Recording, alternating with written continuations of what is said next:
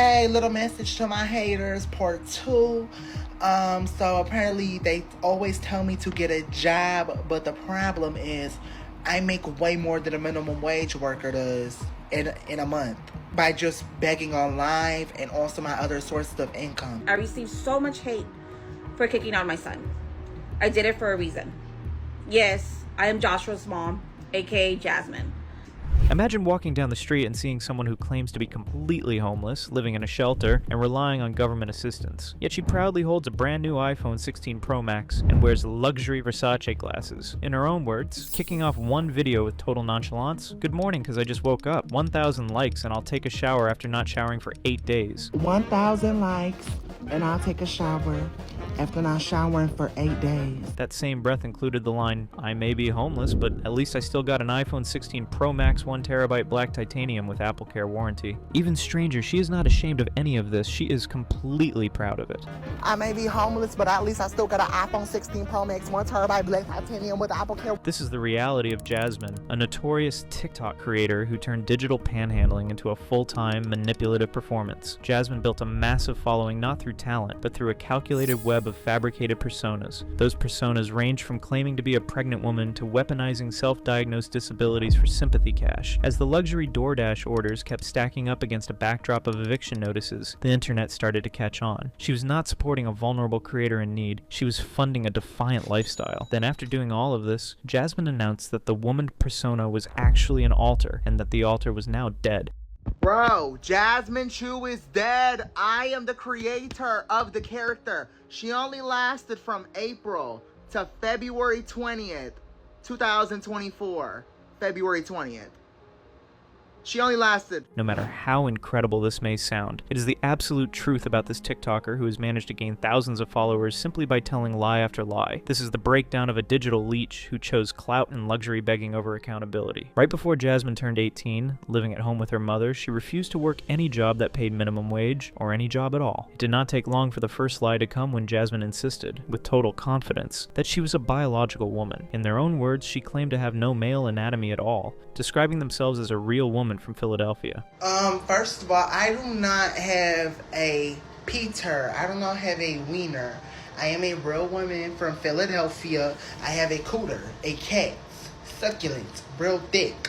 I don't have that. That lie did not stay small. Jasmine escalated into a claim that she was pregnant with twins. As if that were not enough, she then claimed the unborn twins had tested positive for HIV while still in the womb, as though it was a nice, proud thing to announce on the internet for everyone to celebrate with her. I have HIV, chlamydia, syphilis, herpes, and gonorrhea, and I'm a transgender woman who was pregnant with my first. However, for anyone with a basic understanding of biology, the math here does not work. Person born biologically male cannot become pregnant. It is as simple as that. But TikTok is not always known for fact-checking before sending sympathy and cash, and Jasmine knew exactly how to exploit that gap. In a desperate bid for immediate viral sympathy and financial support, Pregnancy Storyline was specifically designed to tap into viewers' protective instincts. You told Canelo on my phone. Get my phone.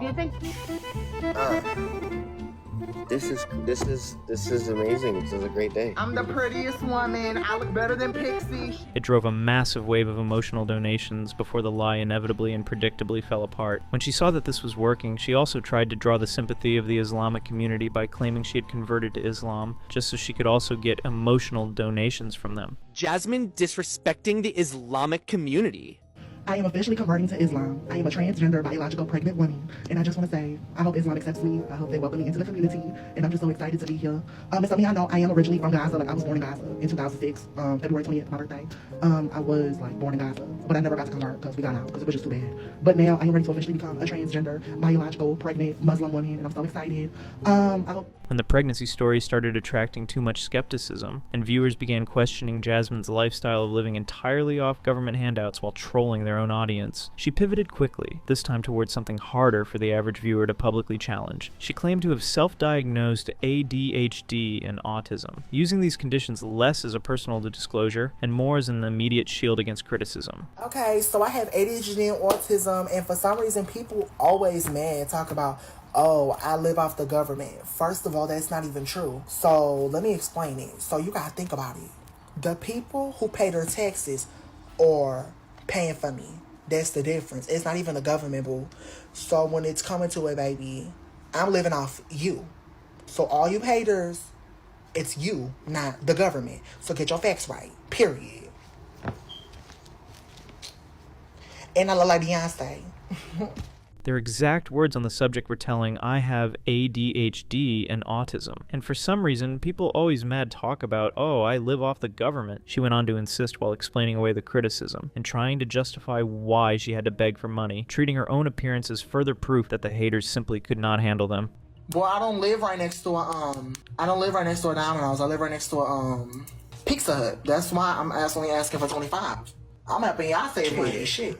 Pattern was already obvious by this point. Every time accountability got close, a new identity or diagnosis appeared to push it back. Pushing the shock value even further, Jasmine then claimed to be HIV positive themselves, not just the fictional unborn twins. By continuously stacking severe, unverified medical and personal crises on top of one another, Jasmine ensured her platform always felt like a live emergency. A platform in constant crisis mode is a platform that never has to stop asking for money, and that was clearly the point. Everything she's done up till now has been to ask for money, either to live or when she sends out a video. It got so outrageous that a lot of viewers genuinely could not process it as real. Many concluded it had to be some kind of joke. Jasmine eventually leaned into that exact confusion themselves, posting a 10-minute video claiming the entire Jasmine persona had been a character the whole time. So as some of y'all know, I play a character named Jasmine.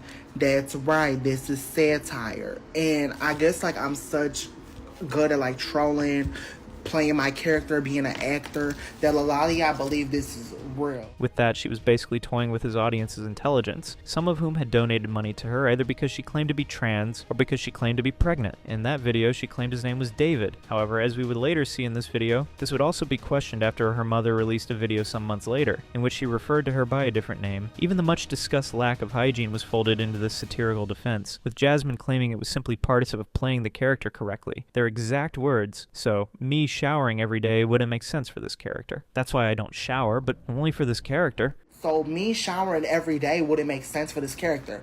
For her to smell good, for her to, have good hygiene, it wouldn't make sense. So that's why I don't shower, but only for this character. But if I were to ever go outside or I had an actual reason to shower, then I would. But if I was like not doing Jasmine, I would shower every single day. It's insane how she tried to excuse her poor hygiene by saying it was just to stay in character. Nobody was living with him. She could simply shower and still pretend not to have. But saying she would only shower if she had to go out or if she wasn't in character was just crazy. That excuse fell apart almost immediately when Jasmine's own mother stepped forward months later to address the situation publicly. In her video, she confirmed that her son, whom she called Joshua, suffered from severe autism and ADHD, and that raising him had not been easy. Josh suffers from severe autism and ADHD. Recall that Jasmine had said his real name was David. Well, as we would later see in the video, her mother revealing her real name, Joshua, would soon spark a major dispute, which would only go to prove how deep into her lies she was. She also confirmed something that completely exposed the satire claim for what it really was, a complete farce. She mentioned Jasmine she had stopped showering regularly at the age of 12, long before any character was ever invented. That detail matters because Jasmine had spent months framing the lack of hygiene as an intentional creative choice. According to his own mother, it was never a performance at all. Then when no one expected it, Jasmine logged on to announce the death of Jasmine, the persona she now claimed had been an alter the entire time. During this period, she repeatedly referred to himself as David, so someone pointed out that her name was Josh. He was quick to dispel that. Josh was a fake name I also made. My real name's David. She explained that just like the woman alter, Josh had also been a fake name she made up for himself. So who was lying, Jazmine or her mother? However, this proves that throughout the saga's lifespan, viewers were dealing with at least 3 layers of fabricated identity stacked on top of one another. One other thing was certain, there was no doubt that this entire saga set the broader trans community back, given how many people online began treating it as representative. The comment sections under these reveal videos reflected exactly that frustration, with viewers expressing how damaging this performance was to anyone navigating a real gender identity journey. You'd typically find comments like this, and there were other comments too, plenty of them, all circling the same theme of disbelief that someone could fabricate this much and still expect sympathy. The layered lies were never really about identity exploration. They were about keeping the donations coming, and that pattern only deepens once you look at how Jasmine treated employment. Even while living comfortably under his parents' roof, Jasmine repeatedly and proudly refused to work any job that paid minimum wage. I'll find a job when you like dick. In their own framing, basic entry-level labor was treated as something beneath them, not something she simply could not access. The core issue for the community was never just that Jasmine begged for money online, it was the complete lack of shame attached to it. In her own words, "You're mad because I don't work and I beg for money on live. I just think that's very idiotic and dumb to hate on somebody for." Whenever confronted about the refusal to seek employment, Jasmine reached for the same explanation every time, blaming her self-diagnosed ADHD and autism. Okay, so I want to tell my haters something. You're mad because I don't work and I beg for money on live.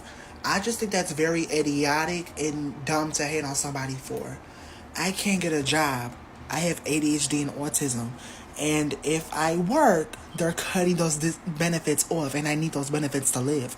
So when it comes to it, you haters who hate on me, who begs for money for stuff I actually need, I don't lie about it. I don't make up a whole story about why I need it. I tell the truth every single time. I need money for food. I need money for clothes. I need money to go out. I don't lie to y'all. There should be no reason for a real woman like me who's pregnant, who gives birth today on the 25th, to be dealing with this hatefulness from TikTok. It doesn't make sense. You don't have to hate on a pregnant, real Philly woman. I said what I said. She claimed their neurodivergence made traditional work completely impossible, and used that claim to justify online panhandling as the only viable option. It was also clear from what she had said that she loved the benefits she got for her pregnancy delusions, since it meant that people got to donate money to her. What makes this especially frustrating is that Jasmine never provided any actual diagnostic evidence. No documentation, no formal evaluation, nothing beyond her own words. That refusal to provide evidence is a consistent thread throughout this entire saga. Every serious claim arrives loudly, and every piece of supporting proof never arrives. In a follow-up message to the haters video, Jasmine not only showed that she does not understand what autism even is, after saying she came out as autistic, but also treated it like a sexual orientation. And not just that, even when she tried to appeal to a community, the underlying entitlement never went anywhere. To all my autistic people, I really do feel bad for y'all. As somebody who just came out to people as being autistic, it's really like just crazy how people try to mistreat us. They try to make fun of us. They try to come for us or anything. I just want to say you are loved and you will be treated fair. And at the end of the day, they're really mad because at the end of the day, if you do get SSI, they're the ones paying for it. So if I were you, I would just say you're mad because you're paying for my check. But at the end of the day, if you don't get SSI and they still come for you, all you have to do is just say, you're paying for my autistic sister's checks. Period. But at the end of the day, don't let nobody try to come for you for being autistic or disabled, etc. You are who you are, and at the end of the day, people are cruel and they're gonna keep coming for you. You're beautiful, you're kind, your heart, you got a good spirit. Period. Using a real, often stigmatized condition as a rhetorical shield for personal financial gain is exactly the kind of behavior that made actual autistic and ADHD communities furious with Jasmine. The saga eventually reached a strange new low when other people, completely unconnected to Jasmine, started creating impersonation accounts in their name to solicit money. This means Jasmine's reputation for online begging had become so widely recognized that strangers saw an opportunity to profit off the exact same grift, just one level removed. Rather than treating begging as a temporary emergency measure while seeking legitimate income, Jasmine openly pursued it as a long-term, legitimate career path.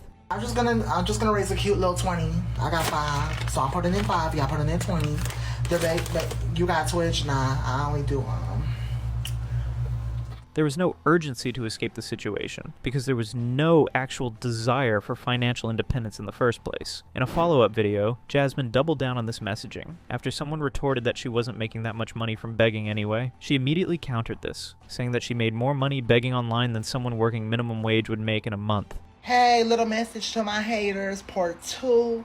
So apparently they always tell me to get a job, but the problem is I make way more than a minimum wage worker does in a month by just begging on live and also my other sources of income. And also I do get disability checks in the first of the month because my SSI. She even laid out their full financial plan on camera, describing how they would move into a motel using a government voucher program before eventually getting their own little place. So at the end of the day, people, y'all are really mad, and I am going to move out soon into a motel. And yes, I am doing the Tofia route for now, but then I'm going to get out of that route. And then I'm going to have my own little place, and y'all going to get still mad at me, and y'all are still going to tell me to get a job.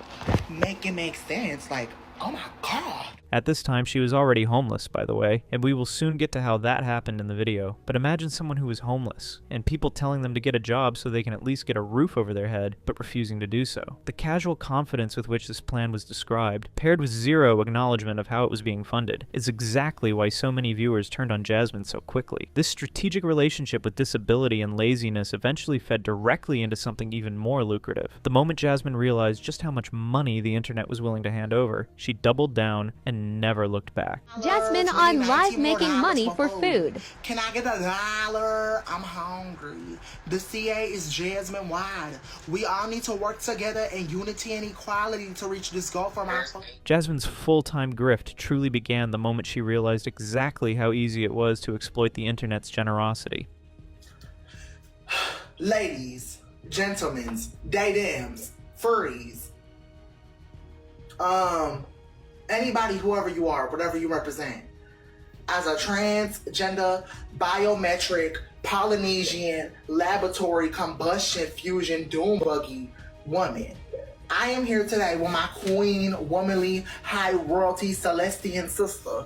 We are both hungry and we need dollars. The cash app is Icy Products and the pay my pal is Caitlin Olive. Please for $1. You are beautiful, you are kind, you are generous, you are smart, you are loyalty, you are royalty. You today, spurring these dollars, are gonna help me and my womanly sister get some dollars for food. After boldly asking their audience for $10,000 and actually receiving it, Jasmine realized she never had to work a traditional job again. Darn, I need 23 more dollars for my food. Oh, Orion sent $1. That's 3. Thank you for the $1, Orion. We need 22 more dollars for my food. I'm finna get some. Bombshell sent $1. That's 4. What her name? Bombshell. Bombshell. Thank you for the $1. Brian Eek sent $1. That's 5. Okay, y'all. We need 20 more dollars. My CA is Doombeck. Can I get $1? I'm hungry.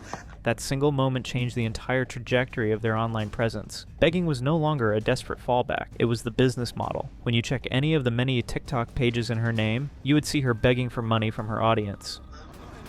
So that's 11. 14 more dollars we need. Thank you for the dollars. Can I get $1? My CA is Doombeck. I'm hungry. I need money for food. I don't get my disability. Wait, how you gonna send it to me? Through CA. Baby, you got paying my bill? Following that initial massive payout, Jasmine's content devolved into a fully transactional performance focused solely on extracting more cash. She treated their live stream like a literal stage, putting in laborious effort to dance for money and keep the donations rolling in. This was not a one-platform operation either. Jasmine did not just beg on TikTok, she took the act to X as well. Spreading the begging across multiple platforms maximized the grift's reach and ensured that no single community could fully catch on and shut it down at once. Jasmine even monetized basic privileges within their own live stream ecosystem, like moderator positions, turning the entire platform into a revenue funnel. In their own words, becoming a moderator required sending 5 galaxies, an expensive TikTok gift, in a row, no exceptions. So you want to be one of my TikTok moderators? These are the requirements. The first requirement, you have to send 5 galaxies in a row to me to become mod. That's literally it. If you actually do that, you get mod. You could send an even more expensive gift. It doesn't matter, like a motorcycle, a car, or something. But yeah, if you want mod, I'm just asking for 5 galaxies and you get mod. While constantly crying poverty to their audience, Jasmine simultaneously used the donation money to fund an incredibly lavish day-to-day lifestyle. I want pizza for Pizza Hut. We're gonna raise 25. So for a 2-liter plus a pizza. Period. Viewers grew deeply resentful after repeatedly catching Jasmine flexing $400 Versace glasses while begging for rent money in the same breath.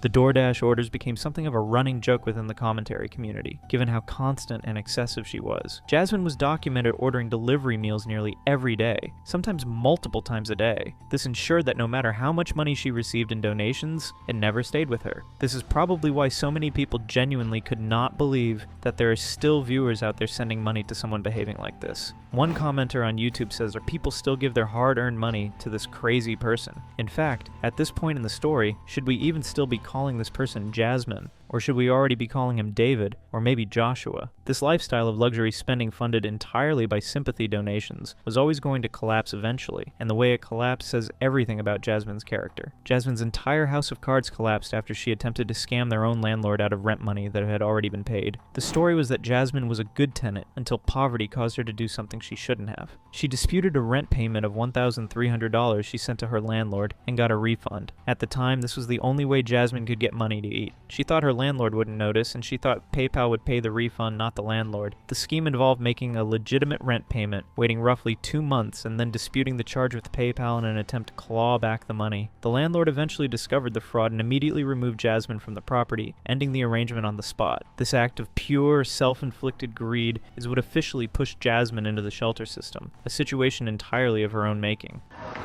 Hi, I got kicked out, like evicted, so now I have nowhere to go at the moment. Can you give me your paper? Okay. So you can passport. Okay, thank you. I just got the paperwork of where I need to go, and they said they couldn't help me at this place right now. I'm at a shelter, so I'm about to see where I'm about to go at this point. What happened next revealed something genuinely strange about Jasmine's psychology. Instead of finding the eviction humbling, she became openly proud of being homeless. I may be homeless, but at least I still got an iPhone 16 Pro Max, 1 terabyte black titanium with Apple Care. Her homelessness was treated less like a crisis to escape and more like a brand new aesthetic, something to pair with the luxury tech she still carried around. That luxury tech, of course, is the same iPhone 16 Pro Max reference at the very start of the story. Their own words capture this contradiction perfectly. "I love being a privileged homeless person. Thank you, Auntie, for paying for me." That was Diamond she was referring to. We will soon learn about their relationship, which will end bitterly after she also kicks her out. Hey y'all, we're at Best Buy. So Diamond and me, we're getting 116 Pro Max, 1 Pro iPhone 16, and then we're also getting 2 S25 Ultras. So Diamond got approved, so now we're just waiting. And then, yeah, period. Hey y'all, we're at Best Buy getting the Samsung Galaxy S25 Ultra. Thank you, Ada Mars. Thank you. We got them. It took years to get. Oh my goodness. Okay, you all. So Diamond, what do you think? We put them all in your name. Wait. What? Don't post videos without me seeing them. Why? No, let me see the video. The 48 hours following the eviction were genuinely chaotic, documented in a string of videos that swing wildly between desperation and entitlement. Hi, my name is Jasmine. As some of y'all know, I'm the homeless queen of Philly. Well, former, but I'm still the queen of Philly. And this is a new account of mine. You know what to do.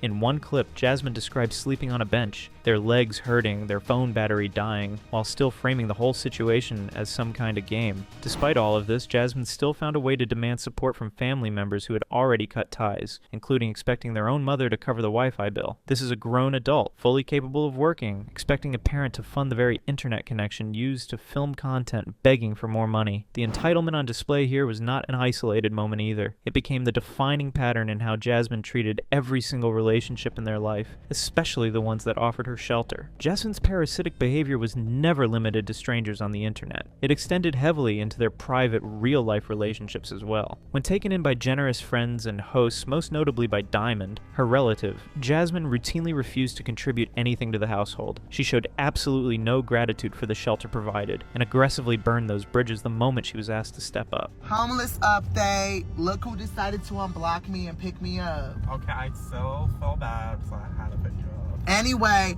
so I'm gonna explain why I ran away from Allison, VM, and Diamond. Basically, Allison and VM invited Diamond, and Diamond was being very she was trying to get VM to, do with her. Like, she wanted them. Like, and I was just disgusted. It's like, the man is with Allison, and like, you're like trying to home wreck. Like, they have a whole child together, and that made me feel uncomfortable. Allison, VM though, all jokes. There was even a time Diamond gave Jasmine her car to sleep in it for the time being, but then he complained about every single thing.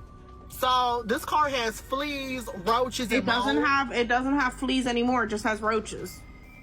Does it still have mold? I mean, I sprayed down the mold as much as I can. You can look on the... What if I get sick because of you? I don't think you get sick. It's no different than the streets. No, Diamond didn't give me a pillow or a blanket. She girly. I already give you so many of them. Where? When I bring over the cardboard, I'll bring over a blanket. How about that?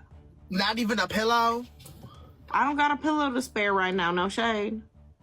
This goes to show the kind of person Jazmine was, irresponsible and unappreciative of other people's efforts. As expected, after the relationship with Diamond soured, Jasmine began posting content online specifically designed to provoke jealousy, rather than processing the falling out like an adult. There was also a TikTok post from one of the many accounts under her name saying Diamond has refused to help her, even though she easily could. Meanwhile, Diamond clearly did help her from what we have seen so far. The caption reads, "Diamond refuses to help her. Even though she has all the resources, Diamond is a sex worker. She has an apartment, car, money, but she'd rather see her niece homeless on the streets." This pettiness reveals something important about how Jasmine handled every single conflict throughout this entire saga. Nothing was ever addressed directly. Everything became a public performance instead. In fact, the entire lore of how she became homeless, from her account, points to the fact that she was entitled and expected everyone to bend down for her to be comfortable, and that she never takes responsibility for any of her actions. The real story on how Jasmine became homeless. Jasmine got kicked out of her mother's house in California for being Jasmine spent her last money on a plane ticket to Florida to see her Aunt Diamond and be with the only family she had left. Jasmine found a room for rent and started living there. Jasmine was a good tenant until poverty caused her to do something she shouldn't have. She disputed a rent payment of $1,300 she sent to her landlord and got a refund. At the time, this was the only way Jasmine could get money to eat. She thought her landlord wouldn't notice, and she thought PayPal would pay the refund, not the landlord. Jasmine was evicted. The only family she has in Florida, and in general, is her Aunt Diamond. Diamond refuses to help her, even though she has all the resources. Diamond is a sex worker. She has an apartment, car, money, but she'd rather see her niece homeless on the streets. Homeless. I need help. Please follow me on TikTok at praise.jasmine. Spare $1 if you can. It is worth pausing here on what Jasmine's own mother had to say about all of this, since her video is one of the only honest accounts in the entire saga, and she had basically said she kicked her out because she was trans. She opened her video by directly addressing the criticism she had received for kicking her own son out of the house, making clear she had her reasons. In her words, when Josh was here, he treated his family members like shit, especially his younger siblings. She made a point of saying she did not want viewers to think she was mentally okay because, according to her, she was not. I received so much hate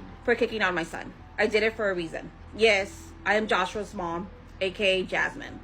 When Josh was here, he treated his family members like shit, especially his younger siblings. I feel the need to share my side of the story because I don't want you guys to think he is okay in the head, because he is not. She also confirmed she had made sure she ended up somewhere safe, specifically with their relative Diamond in Florida, even after kicking her out. She revealed that she was placed on a mental evaluation at hold around this time, and said plainly that she believed it was the best thing that could have happened to her. He deserved to get kicked out of my house, but I at least make sure he got to Florida where our family member Diamond lived, where I know he'd be safe. And yes, I'm aware he's on a mental evaluation hold, and I genuinely think this was the best thing that could ever happen to him. She also wanted viewers to know she was fully aware of her online behavior, stating directly, "I am not dead, and I'm aware of everything that's online. I see everything." Even harder. I am not dead, and I'm aware of everything that's online. I see everything. I'm going to pray for my son. Perhaps the most telling line in her entire statement was the comparison she drew to her other children, who she said get straight A's, play sports, and have friends. None of his siblings are like this. His other siblings get straight A's, play sports, and have friends. That detail matters because it directly undercuts any narrative that Jasmine's behavior was simply a product of an unstable or unsupportive home environment. She closed her statement, asking viewers not to judge her parenting based on her son's behavior, and asked his fans to pray that he gets better after his evaluation. I ask you to please not judge me as a mother based off my son, and if you are a fan of him, please pray for him, that he gets better after his mental evaluation home. Thank you. That request for grace from a mother stands in stark contrast to how little grace Jasmine ever extended to the people who tried to help him. Jasmine ultimately ran away from Diamond and made sure to make videos for months about it just so she could spite Diamond. During this time, there was news circulating on TikTok that she had been kidnapped. This post was made by a TikTok account with the username Jasmine Protector, one of the many accounts that post content about her. The account linked Diamond to Jasmine's disappearance because of a video she had made after she was receiving a lot of hate on social media following what happened between her and Jazmine. I remember every single one of you haters. And I'm gonna tell you something that happens to my haters. You start losing hair. You start not being able to sleep right at night. Mysterious things start happening to you. It's kind of similar to when you accidentally break a mirror. So remember, that's what happens to my haters, baby. That's what happens to my haters. So think twice before you leave a hate comment saying, hey, look at you, you f***ing Teletubby bitch. Think again before you hate on my name. Anyhow, y'all, it's 2 times the gifting points, y'all. Oh my god. I believe Diamond is in connection with Jazmine being missing. I've been running surveillance all around Fort Lauderdale and I have seen nothing yet. There's multiple reports of sightings. I am watching over Jazmine and I believe in my heart she's safe. From then on, the account started to hound Diamond, basically stalking her and mentioning how she was leaving a fulfilled life while kicking Jazmine out to live on the street. It turned out that Jazmine was simply trying to avoid Diamond. Around this same period, Jazmine relocated to the Las Vegas area to stay with extended family, including a grandmother and cousins, which kicked off an entirely new chapter of chaos. During this stretch, Jazmine used the dating app Grindr to find a steady stream of hookups, an arc that commentary creators eventually nicknamed the Grindr Guy saga. In their own words, describing this period, I just left another Grindr guy. This is the 10th one this month, and I am stranded. I don't know where the hell I'm at. I just left another Grindr guy. This is the 10th one this month, and I am stranded. I don't know where the hell I'm at. Can you help me? This pattern of bouncing between strangers' apartments with no stable plan fits perfectly into the larger story of someone who consistently relied on others to absorb the consequences of their choices. When she realized she had no one to turn to for help, she started looking for jobs. Homeless update. I just woke up. Today I'm going to be looking for a job. I'm very excited. I have a few places in mind. I'm going to try to apply for Woward, 7-Eleven, Golden Corral, Popeyes. Also, I will be looking to apply at factories, like places. Also, I'm going to be looking for Alright, y'all, I'm checking the volts on the car. Show them. Alright, this is the scanner. What is it supposed to be at? It's supposed to be at 12 volts. It's at 11. 1186. Try it one more time.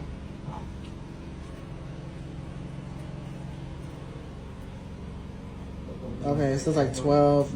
Yeah. It's about 12. Okay. Yeah, basically. Homeless update. Roaches got me a job. I'm gonna be taking care of him. Roger said I can go to his place and take care of Roaches because he's all there by himself after the car accident. So period, I got me a little job or whatever. To maximize revenue streams outside of standard online begging, Jazmine also began posting highly suggestive adult content, shifting the tone of their platform once again. Why does everyone I fucking know poor as fuck? This pivot towards suggestive content was disturbing on its own, but it became significantly more alarming once older footage started resurfacing from years earlier. Viewers digging through Jazmine's history found old live streams showing deeply concerning behavior that would have occurred while Jazmine was still a minor. One of the commenters on his TikTok says, "My bad, I can't even comment," but he used to go NK'd on live, then he will show his private area. When confronted with this resurfaced footage, Jazmine's defense was that the people sharing the clips were the ones committing a crime by spreading the exploited material, after they tried to argue that they were only trying to make people aware of what kind of person she was. In her own words, they were spreading CP. Kids that were apparently watching. Why would they be on Instagram anyway? They don't even allow kids on Instagram. And third of all, that doesn't excuse you being a P word, that doesn't excuse it. You're spreading CP. It don't matter if you of age, a minor, it's still illegal to spread. And I'm finding who you are and taking you to court. Simple. Technically, that specific point about redistribution and being illegal regardless of the subject's current age is accurate, but it conveniently sidestepped the original concern entirely. The original footage being inappropriate was the actual issue, and Jasmine's response focused entirely on punishing the messengers instead. Beyond this resurfaced footage, Jasmine's digital trail darkened significantly further with separate serious S-8 allegations brought forward by individuals within their wider social circle. When directly confronted about these specific allegations, Jasmine's response was to laugh them off entirely, citing their autism as the reason she lacks a filter. In their own words, responding to the accusation, "I know I said so on a video. I know that. I don't care. I was joking. I have autism." She then went further, holding up a photo of the alleged victim and comparing their own appearance to his, attempting to use a visual argument to dismiss the claim entirely. And I know I said so on a video. I know that. I don't care. I was joking. I have autism. Like, I don't have a filter. All my content, literally. Okay, so this is Damien's cousin. They're trying to say, this is him. They have not even shown the guy, which is kind of funny. So it's me showing it is even funnier. They're trying to say, and by the look of this man, I'm sorry, look at me and look at him. Do you really think I did? Whether the incident occurred exactly as alleged remains unverified, but the dismissive, joking response is itself deeply telling about Jasmine's character. By the time the dust settled on this entire saga, between the fabricated identities, the weaponized disabilities, the luxury begging, burned bridges, and the serious unresolved allegations, one thing was completely clear. This had never been a story about a vulnerable creator struggling to get by. It was a story about a person who built an entire career on manipulation, and never once felt the need to stop. Jasmine's digital legacy is a masterclass in modern entitlement. By treating severe medical conditions, pregnancy, and neurodivergence as temporary costumes to farm TikTok donations, Jasmine didn't just exploit their audience, she insulted the very communities dealing with those realities every single day. But anyway, he still does not have a job.